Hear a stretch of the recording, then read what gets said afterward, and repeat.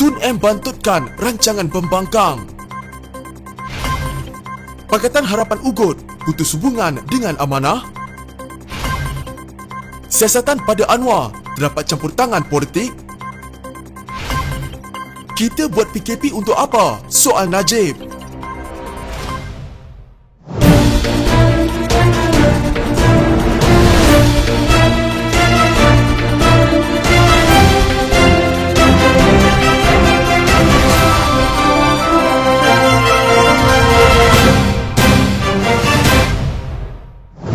Ketidakpastian berhubung Dr. Mahathir Mohamad mungkin akan menangguhkan perbincangan dalam kalangan pembangkang mengenai penubuhan sebuah gabungan besar untuk mengambil alih kuasa selepas pilihan raya umum akan datang, kata seorang penganalisis. Sumber dalaman politik berkata, pemimpin Parti Pejuang yang diketuai Mahathir beserta Amanah, DAP, Warisan dan Muda kini menimbangkan pro dan kontra sebuah gabungan baru. DAP masih tidak pasti sama ada ia mahu dikaitkan dengan Pejuang yang dipimpin oleh Mahathir atau kekal dengan Ketua Pembangkang Anwar Ibrahim. Gabungan DAP dengan Mahathir mungkin meminggirkan ramai pengundi Cina, kata sumber dalaman DAP. Mereka yang berusia 60 tahun ke atas mungkin masih memilih DAP, tetapi pengundi berusia 50 tahun ke bawah mungkin tidak menyokong langkah itu, katanya kepada portal FMT. Sekiranya mereka kekal bersama PKR di bawah Anwar, orang Cina akan memberi sokongan kerana mereka tidak mempunyai masalah dengan parti itu, katanya. Beliau berkata, orang muda kecewa dengan tindakan Mahathir meletakkan jawatan Perdana Menteri pada 2020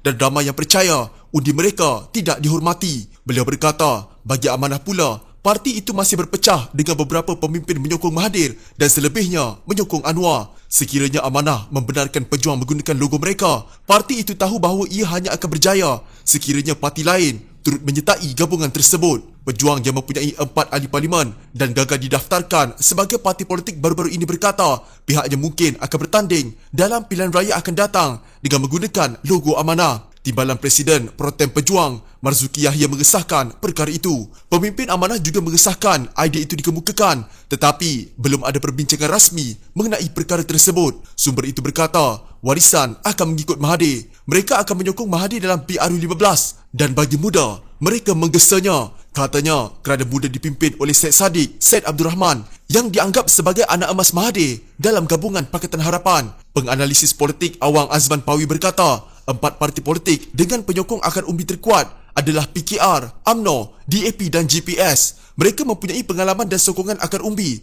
Mereka juga tahu bagaimana untuk mengendalikan akar umbi mereka. Tambahnya, beliau berkata, sekiranya keempat-empat parti itu membentuk sebuah gabungan besar, mereka dapat menawan Putrajaya dengan mudah dan parti lebih kecil atau parti nyamuk akan terkubur. Awang Azman juga berkata, selain Mahathir, tiada jaminan Pejuang akan memenangi sebarang kerusi pada PRU akan datang kerana parti itu masih baru. Bagi DAP, sebilangan ahlinya yang berterima kasih kepada Mahathir kerana memberikan jawatan kabinet mungkin akan terus menyokongnya. Tetapi, parti itu mungkin tidak mendapat sokongan pengundi Cina. Berhubung penggunaan logo Amanah, beliau berkata, strategi itu mungkin gagal kerana parti itu masih kekurangan ahli akar umbi. Kumpulan penyokong Anwar Ibrahim berkata hubungan setikawan Amanah dalam Pakatan Harapan akan putus jika parti serpihan PAS itu bersetuju membenarkan Pejuang yang diketuai Dr. Mahathir Mohamad menggunakan logo mereka pada pilihan raya umum akan datang.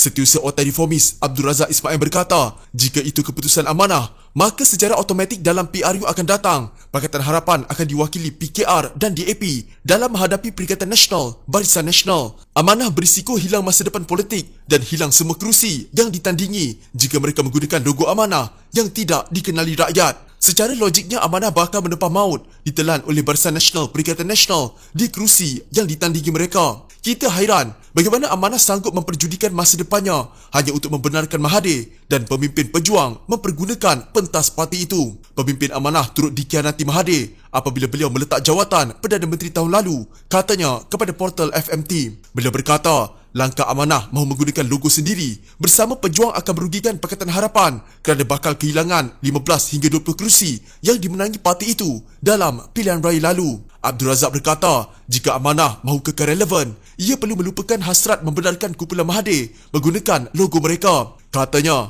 Amanah perlu fokus untuk kekal dalam gabungan Pakatan Harapan dengan menggunakan satu lambang sekaligus memperkuat jenteranya bagi merampas kerusi yang dimenangi PAS di Kelantan, Terengganu dan Kedah. Pada PRU lalu, Amanah memenangi 11 kerusi parlimen mewakili Pakatan Harapan dengan menggunakan logo PKR. Bantahan sama dibuat Bendahari Otai Reformis Roni Liu yang berkata keputusan Amanah menerima kumpulan Mahathir menyebabkan Pakatan Harapan bakal kehilangan keyakinan dalam kalangan penyokong sendiri. Mahathir akan menyebabkan Pakatan Harapan kehilangan sokongan walaupun daripada penyokong sendiri jika Amanah mengizinkan pejuang menggunakan logo mereka. Ini bermakna Pakatan Harapan tidak bersatu. Ia akan memberi kesan buruk kepada Amanah dan Pakatan Harapan. Katanya yang juga Ahli Dewan Undangan Negeri Sungai Pelek di Selangor. Sementara itu, Pengerusi Otai Reformis Idris Ahmad berkata Amanah sepatutnya fokus untuk memperkuatkan Pakatan Harapan tanpa perlu bekerjasama dengan kumpulan Mahathir. Tidak perlu pejuang, mereka sudah lemah dan nak cari dahan untuk bergayut. Kena hati-hati dengan rancangan mereka jika percaya Mahathir. Katanya yang juga merupakan adun ijuk. Terdahulu, Timbalan Presiden Pro Tem Pejuang Marzuki Yahya mengesahkan parti itu mungkin bertanding pada Pilihan Raya Umum 15 dengan menggunakan logo Amanah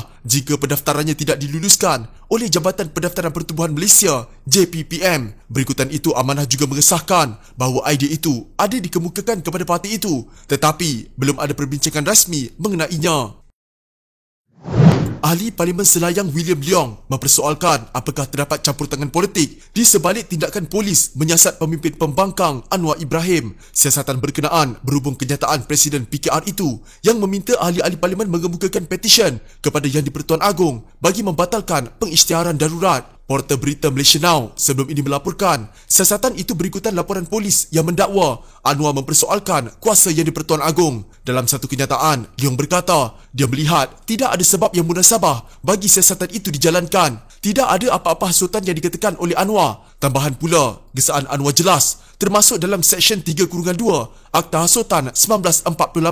Saya tidak boleh membayangkan apa yang dianggap sebagai menghasut atau memiliki kecenderungan menghasut. Katanya, terdapat beberapa pengecualian diperuntukkan dalam Akta Hasutan. Antaranya Seksyen 3-2-A menyatakan jika sesuatu ucapan itu kecenderungannya hanyalah untuk menunjukkan bahawa raja telah disalah maklum atau tersilap dalam langkahnya, maka ucapan itu tidak dianggap sebagai hasutan. Bukit Aman kini sedang menyiasat Anwar di bawah Seksyen 505-B, kadun kesiksaan kerana mendatangkan kianat awam dengan niat hendak menyebabkan ketakutan kepada orang awam, dan Seksyen 233 Akta Komunikasi dan Multimedia 1988 yang berpendapat kenyataan Anwar itu tidak mempunyai niat untuk menimbulkan kerusuhan, ketakutan atau kebimbangan awam. Awal bulan ini, Anwar menggesa ahli parlimen menulis surat kepada Agong untuk memohon agar proklamasi darurat ditarik balik dan parlimen bersidang sebelum 31 Januari. Minggu lalu, ahli parlimen Port Dickson itu mendakwa seramai 115 ahli parlimen menolak pengisytiharan darurat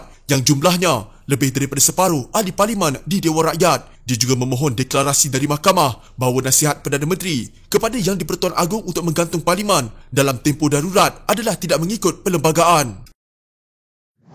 Bekas Perdana Menteri Najib Razak menyifatkan Malaysia melalui 17 hari Perintah Kawalan Pergerakan PKP yang membazir kerana tempoh itu masih gagal mengawal penularan wabak COVID-19. Katanya, PKP yang longgar bukan sahaja mengakibatkan kes COVID-19 tidak menurun, malah Malaysia kini menjadi negara paling teruk dilanda wabak itu dalam kalangan ASEAN ketika ini. Pasar tani buka, pasar malam buka, kilang buka, tapak pembinaan buka, kedai perabot buka, kedai emas buka, kedai pakaian dalam mewah dan fashion buka, shopping mall buka sampai jam 10 malam. Sebenarnya, kita buat PKP untuk apa? Memandangkan kes baru COVID-19 masih semakin naik dan syarat semakin longgar. Jika begini, hentikan saja PKP supaya adil pada semua. Katanya melalui satu hantaran di Facebooknya. Pada 11 Januari lalu, kerajaan mengumumkan pelaksanaan PKP kali kedua untuk tempoh sekurang-kurangnya 14 hari bermula 13 Januari sehingga 26 Januari. Perkara itu diumumkan oleh Perdana Menteri Muhyiddin Yassin dalam keputusan khas yang disiarkan secara langsung. PKP dikenakan ke atas 5 buah negeri dan 3 wilayah persekutuan iaitu Pulau Pinang, Selangor, Melaka, Johor, Sabah, Kuala Lumpur, Putrajaya dan Labuan.